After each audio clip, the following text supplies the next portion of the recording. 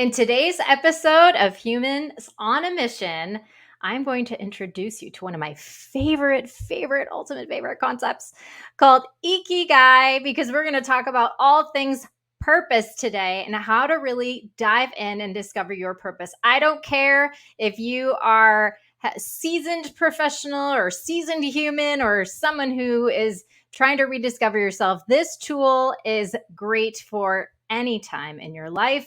So let's dive right in. We are going to dive into this Japanese concept. Again, one of my favorite tools called Ikigai, not Ikigai, pronounced Ikigai, which is a meaning for reason for being. So let's dive right in. I'm going to share my screen with you.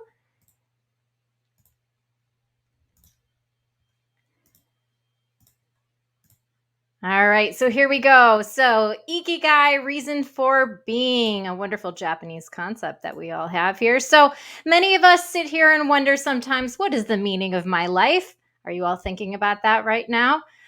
Some of you, it's a lifelong journey. For some of us, we know exactly what it is. The reality is that there are many who know and many who don't know. I like to always think of it as we really don't know. It's an opportunity for us to really discover who we are throughout our entire lives based on the experiences, the interactions that we have. You know, it's really more than just a checkbox. It's something that is deeper, it's something that is spiritual.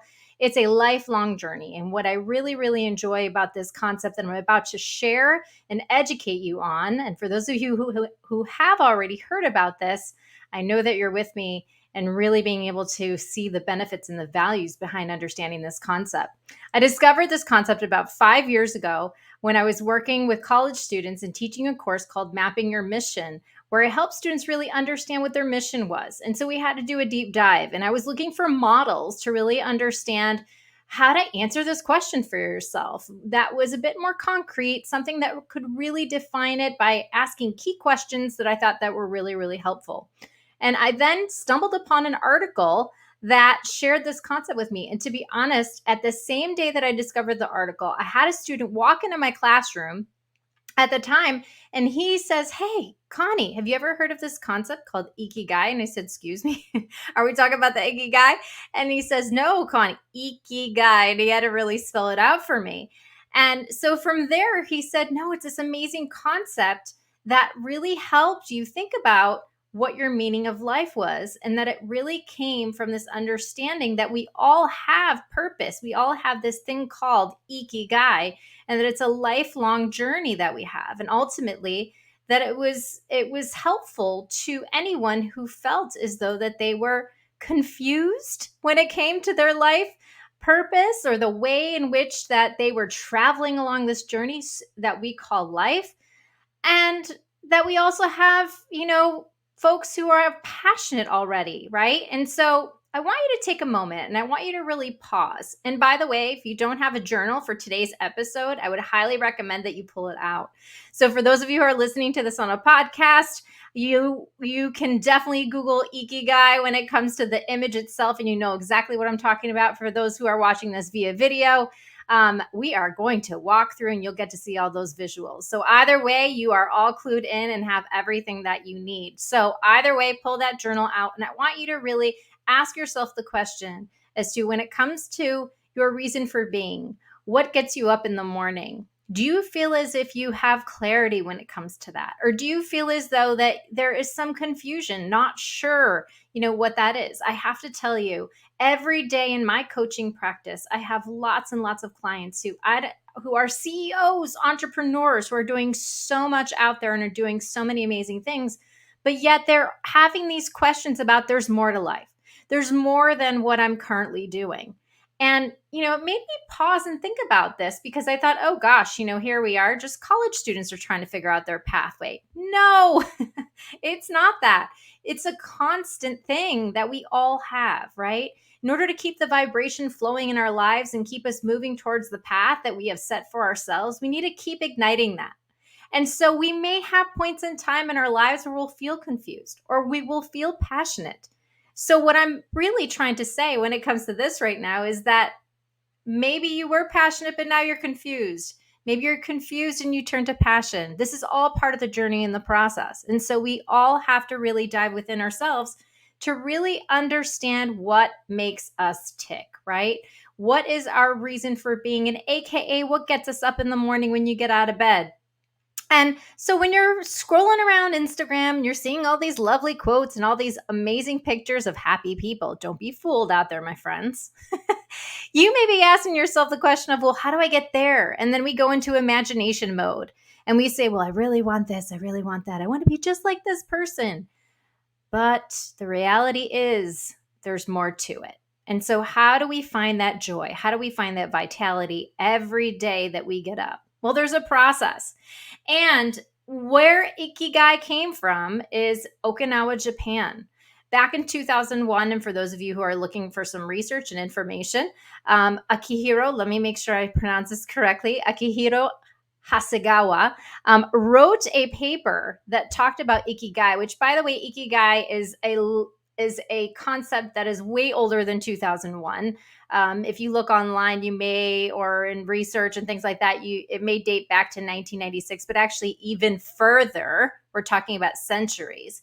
And so what happened is this really started from doing research with the blue zone. And blue zone is really these countries or places and spaces that people lived for a very, very long time, and they were called centenarians. So people that were living past 100 years old. And so psychologists and researchers and philosophers started to do this research about how did these people live for so long? What was the medicine, if you will, right? What was the tactic, the tools, the way of life? Well, in Okinawa, Japan, they started to do the researchers went here, and what they found out was basically that people had longer lives, partly due to the connections that they had with their ikigai, which is this reason for being.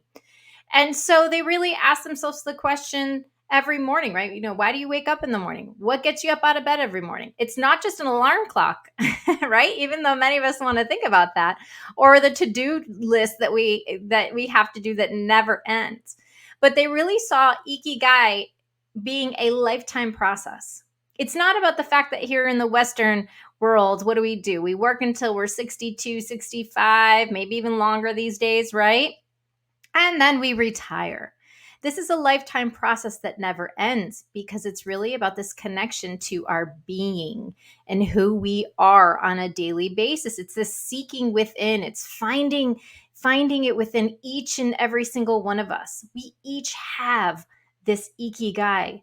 It's hidden within, and its seeking requires patience, right? It requires us to be patient because it's a lifelong journey, not a checkbox.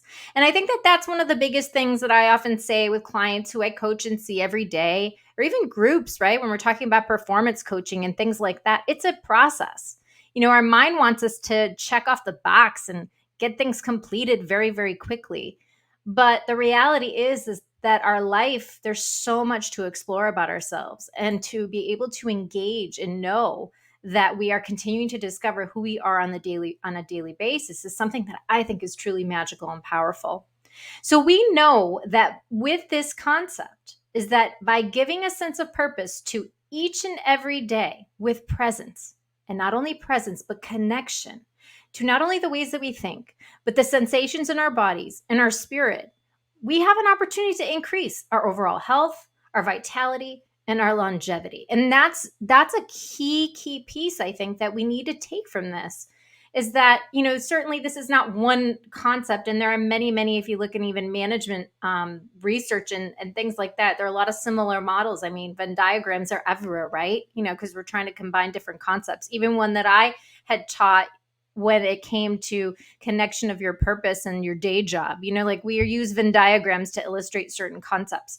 But I think that what we're talking about here is really the connection and the presence of ourselves as we engage in the different questions that I'm about to share with you, whether it comes to the things that we love or the things that we're passionate about or the values that we have or the skills and strengths that we share and our talents on a daily basis. It's the connection of all of those things that really lead us towards this ikigai. So we have this, opportunity for us to really dive in. And I want right now you to imagine yourself Diving into water, right? Some of you may be looking at the water and seeing it as an opportunity to, oh my gosh, I'm really, really scared. I have a lot of fear here. I don't want to jump into the water. Maybe you can't swim, right? Maybe, it's too cold or there's waves in the ocean. I want you to really think about it. And then what happens when you jump in and you take that leap of faith? When you take that curiosity, right? We're looking at that when it comes to this Ikigai. We're looking at that part. So the first part of this Venn diagram, the first question is really about exploring what the world needs. So I want you, if you have your journal in front of you, I want you to think about, what does the world need right now? And I know many of you are sitting here thinking about, like, well, there's a lot we need right now in this world. We are in a tough place and a tough spot. Okay. But for right now, I want you to think about the first thing that comes to your mind when it comes to what does the world need? And that could be your world. We have many worlds, right? It could be the world in which you have that's in front of you. It could be the world that is, outside of the four walls that you're in. It could be the larger world. I want you to notice what happens when you go there, when you allow yourself the opportunity to look at the world in which that shows up in front of you in this particular moment. What does the entire world need? And do you feel as though you can change the world? I want you to think about that per se for yourself, because I think it's important to really understand and see what comes up for you. So you can take a moment and jot that down in your journal, because when we think about things, and for many of you who are doing this exercise or activity, it's something that you can do over a period of time. It's, again, not a checkbox. It's a lifelong journey, right? All of those things, actually. It's a lifelong journey. And oftentimes what the world needs, it's not going to be one thing, right? So you could wake up next week and the world needs something different. You could be connected to something that the world needs today, but it shifts and changes. And I think that's one of the key pieces behind this Ikigai, which is about the fact that you can have multiple Ikigais, right? I know you're all sitting there saying Ikigai again. I shouldn't repeat that because you're all going to remember it that way. But what the world needs changes. And it also changes because we shift. We vibrate differently based on what we continue to learn about ourselves, about the experiences that we're connected with and in. And then that changes things for us, right? That's how we shift. The more that we know, I always say that your purpose is within you, just like Ikigai. But what happens is, actually, once you hit a spot and you're like, there it is, there's like a literal internal click, that's like, click, there it is. I hit another one, right? And so now we're connecting the dots. Another leg to the journey has been connected. So I want you to think about it that way. So now I want you to imagine yourself going to a window and pulling back the curtain and seeing outside water, trees, perhaps you're in a forest. For some of you, this could be your happy place. And there's light there. Light is in front of you. Once you pull back the shade, once you pull back the curtains. And when you look out into the wild or the air, the sky, you see the sunshine, and it's never ending. It's open. It's welcoming you with open arms, because there's an opportunity that you have there to really think about, what does the world need? So when we now are connecting the Venn diagram, we've got what the world needs, and now we're connecting it to what I can be paid for. And the connection here is the vocation, right? The connection here is the vocation, the thing that you study, perhaps, the thing that you actually go to school for. So I want you to think about, what can I be paid for? And I know many of you are like, oh gosh, I don't really know. I had a student once that told me, well, I'm not getting paid for anything. And I said, well, what do you do during the summer, during your time that you're off? And he says, well, I mow lawns. And I said, okay, well, do you get paid for that? And he says, I really, really like it. I love learning about plants. And then I go to nature walks, and I love to hike. And I said, that's so cool. I said, did you know that that's something that you're internally getting paid for, even though you're physically not getting, let's say, the physical paycheck for that? And I said, oh, and by the way, did you know you actually could probably do that too? Because you have a specific skill set, one that, let's say, I don't have a desire to do. I would hire somebody like you, right? So it's really asking yourself about the concept of paid, but the concept of paid within Ikigai is not always monetary. Yes, it can be, but it's not always monetary because it's about feeding our souls. How we get paid comes in different ways. So, giving some thought here too, how does your education help you when it comes to your vocation? Do you have any specific skills or even superpowers that connect what the world needs and what you can be paid for? I mean, when we look at, all of a sudden, we're going and we're taking launches into the moon, right? Humans are going there all of a sudden, right? So there's something that the world needed and someone that gained some skill sets in order to do that, and that it's part of their vocation, right? They have some sort of superpowers in order to make that happen. So there's lots of things that we can think about when it comes to that. So give that some thought, okay? So what you can be paid for.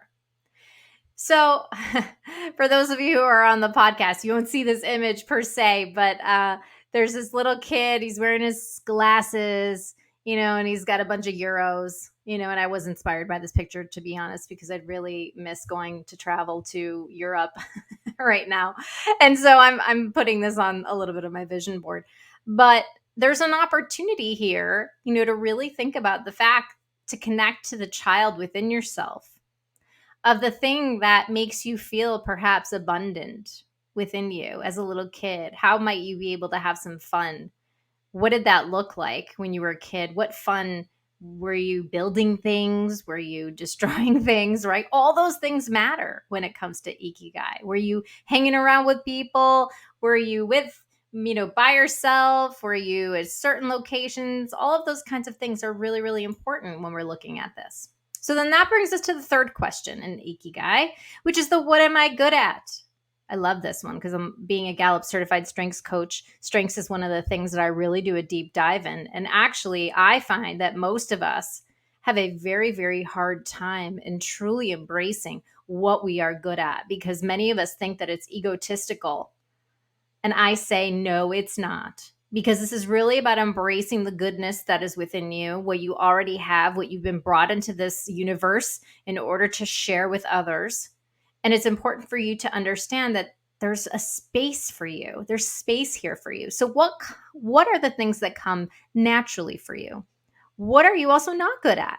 What can you do better than most? Sports is not my gig. Will I go out there and kind of hang out and do all these things and try it? Yes. But it doesn't make me feel the best because I'm not great at it. But if you ask me to dive into a concept and fully investigate it or coach or strategize something, I'm all in. I love that stuff and I'm really, really great at it. So, what are those things that you are good at and that you can be paid for? Those are the connection between those two right there is what we call our profession. Okay. So I want you to think about that. And again, as you're writing in your journal, I want you to reflect on that for you. What am I good at? And by the way, if you're really, really stuck and you don't know what that is for yourself, go ask some friends, people who know you the best. Ask your colleagues, ask your family. I actually, that was one of my favorite things to go do. I would often go and ask and say, hey, can you tell me a little bit about what you think I'm really great at? How do I show up? What are things that you find that you would come to me most naturally for? Help me out. Those are key questions and super, super important, I think, when it comes to fully understanding ourselves and being, truly self-reflective and self-aware. So I want you to imagine yourself that there are multiple ropes that are coming together. And as they are coming together, that they are tied so tightly in the center, forming a circle. And you're at the center. That's what we're talking about when we're talking about strength.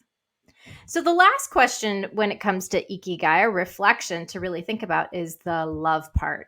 And no, I'm not talking about romantic, although it can be. But it's really about saying, this is what I love.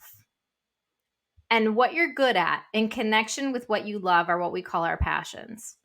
And by the way, that is another area I never realized how much that we don't necessarily understand and take a deep dive when it comes to discovering what our passions are. Okay. So if you don't have a chance to do that, we'll probably do another podcast with that where I'm going to take you on a deep dive with my workbook that I have about understanding your passions. And again, if you say that you think you know your passions are, like, this is going to take it to a whole other level.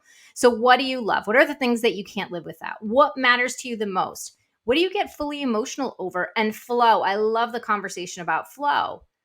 When are you in flow? AKA when you lose track of time, that's called flow. When you're in your creativity and nobody can stop you from doing what you love, that's love. That is in flow. And then what fires you up in a good way, right? If I asked you, you tell me, what do you love? I love sitting by the beach. I love being with friends.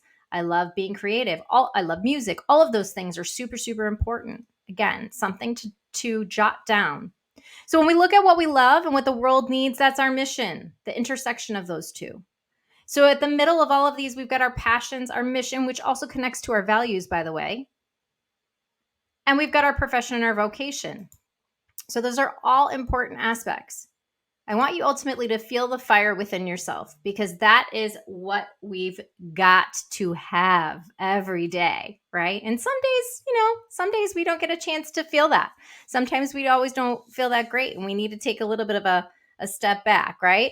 But I think it's important to really understand that these are aspects, right, that help us get closer, as you see in the middle, towards our ikigai. Okay. So we also know this, right? We also know that in the mix of this model, right, we know that we can feel things like delight and fullness. It's not necessarily connected to wealth. We know that we can also feel excited and complacent, because we can also feel uncertainty. We also can feel satisfaction, but also feel that we might not feel useful, right? And then we can also feel comfortable and empty at the same time.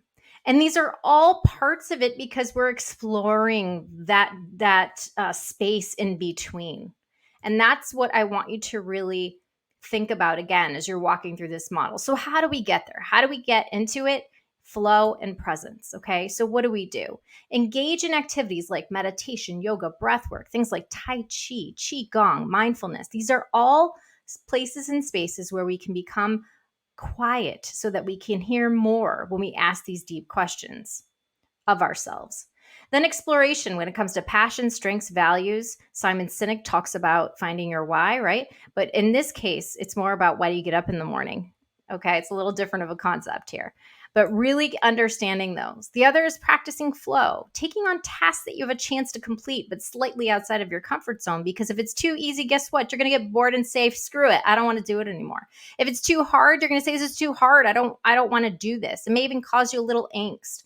We want to get into the place where it's challenging you just enough to move you, not stifle you, not stop you. That's where we start That's where we start to step into our creativity and our flow. And then lastly, it's really about assessing, because we've got to look at the patterns, the synchronicities, the thoughts and feelings. What happens when I'm playing that musical instrument? What happens when I'm coaching others or strategizing or working with CEOs? Or what happens when I'm with my children? Or what happens when I'm by myself, right? All of those things are really important for us to really keep in mind. So I'm going to leave you with here today, the 10 rules of Ikigai, which is really, really important. Again, this is a very, very big concept because it's really more about lifestyle. The questions that I proposed are very specific to that. These are features and aspects that are also helpful in helping you find that for yourself. So the first is the staying active part, because we have to keep our mind moving. The second is this taking it slow, presence, being in this moment. The third, I love this one, which is really about don't fill your stomach. It's really more about diet, which they really share about the fact that eating up until you're 80% full, right? Not getting that, oh, why did I eat that, right? It gives you an opportunity to digest life a little easier. Surround yourself with good friends. Good friends. The connection with others is so, so important here. The engagement, interaction, I always love it because when we interact with others, they become the mirror for ourselves. They become the mirror for our own introspection and our own growth to be our best version of ourselves. I love the notion of smiling, reconnecting with nature so that we can feel the earth, feel the ground, hug a tree for goodness sake, like go for a hike, all of that stuff. Express your gratitude and give thanks to those who give to you. So, so important. And being able to certainly live in the moment are all key concepts. And one of my favorite ones, in addition to, of course, at the end, which is the follow your ikigai, it's about getting in shape for your next birthday. And it's funny, I just turned 40. So I'm always like, I needed to get in shape for my 40th birthday. I see. All right. Had no idea that I was already doing this. Okay. Because there's something about staying active and moving the body. Okay. So again, these are it's such a quick version of it, but if it's something that you're definitely interested in learning more about, I would highly, highly recommend that honestly, it's a very simple search, to be honest. But I would say for you that it's important to, and I wanted to show the book because I really, really have it. Here, it's called Ikigai Discovering. I'll get you the name here because I'm gonna botch it, and so I don't want to botch it for those of you who are listening right now.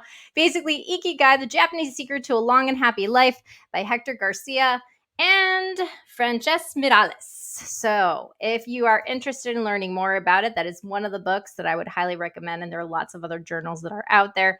So, I hope that you took away something from today. I hope that you've been inspired to find your reason for being and step into your own ikigai. Remember, it's not about a checkbox, it's an opportunity for you to really choose. It's a lifestyle. It's an opportunity for you to choose how to live life differently, perhaps, than the way that you're already doing. And for those of you who are already doing, consider this a little check in. Consider this an opportunity for you to say, hey, am I doing this exactly the way that I had wanted to? Live life? Is there an opportunity for me to have more joy, more vitality? Essentially, we do that through the power of presence and being in this moment and having an opportunity to slow things down. So, thank you to all of you for tuning in to our episode today. I look forward to seeing how this supports you in your life's journey. And as always, remember to see, believe, and walk your path.